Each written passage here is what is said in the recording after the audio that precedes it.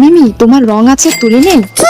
চলো তবে আজকে আমরা হোমমেড তুলি বানাই। তুলি বানাতে আমাদের লাগবে মাস্কিং ট্যাপ, খালি কলম, ওয়াশি। যে কোনো কিছুর উপরে আমরা তুলির পরিমাণ মতো সুতা পেঁচিয়ে নিব। পেঁচানো শেষে সুতাটি কেটে মাস্কিং ট্যাপ দিয়ে কলমের উপর লাগিয়ে তুলি তোমরা যে শেপ অনুসারে বানাতে চাও সেই শেপ অনুযায়ী কেটে নিবে। কলমটাকে সুন্দর লাগার জন্য কলমের উপরে আমি ওয়াশি ট্যাপ দিয়ে পেঁচিয়ে নিব। এরপর আমাদের তৈরি হয়ে যাবে হোমমেড তুলি। আজকে আমার তুলি বানানোর কারণ হচ্ছে তোমরা আমাকে আগের ভিডিওতে অনেকজনই কমেন্টে বলেছিলে আপু তুলি বানাও। থ্যাংক ইউ কমেন্ট করার জন্য। এই তো তুলি বানালাম। আমি তোমাদেরকে তুলিটি দিয়ে পরীক্ষা করে দেখাবো আমাদের এই হোমমেড তুলিটি ঠিকভাবে কাজ করছে কিনা। আমি আগে থেকে আরো একটি তুলি বানিয়ে রেখেছিলাম, এখন আমি দুটোটা তুলি দিয়ে একসাথে পরীক্ষা করে দেখাচ্ছি। আপু আমার তো দেখে মনে হচ্ছে দোকানের তুলি আর হোমমেড তুলি ঠিক সেমভাবে কাজ করছে। হ্যাঁ মিমি, একদমই ঠিক বলেছো। তেমন একটা খারাপ না, দোকানের তুলির মতো হোমমেড তুলিটি মোটামুটি ভালোই কাজ করে। ঘরে বানানো তুলিটি দিয়ে রং করার পরে পানি দিয়ে হালকা একটু ধুয়ে নিলেই খুব সহজেই পরিষ্কার হয়ে যাচ্ছে। আচ্ছা, আগের একটা ভিডিওতে আমার কয়েকজন বন্ধু কমেন্ট করেছিল আপু আমার নাম নাও। তাদের নামগুলো হচ্ছে উশমি, শিফা, হারিসা, সামিয়া, হিমু, ইকরা, শাকি, তাওহিদা, সাদিয়া, খাদিজা। এই তো তোমাদের নাম নিলাম। তোমাদেরকে অনেক অনেক ধন্যবাদ কমেন্ট করার জন্য। আমি তো আজকেই তুলিটি দিয়ে পেইন্টিং করে দেখবো। তোমাদের যাদের বাসায় তুলি নেই তারা অবশ্যই আজকে তুলিটি বানিয়ে ট্রাই করে দেখবে তুলিটি কেমন কাজ করে।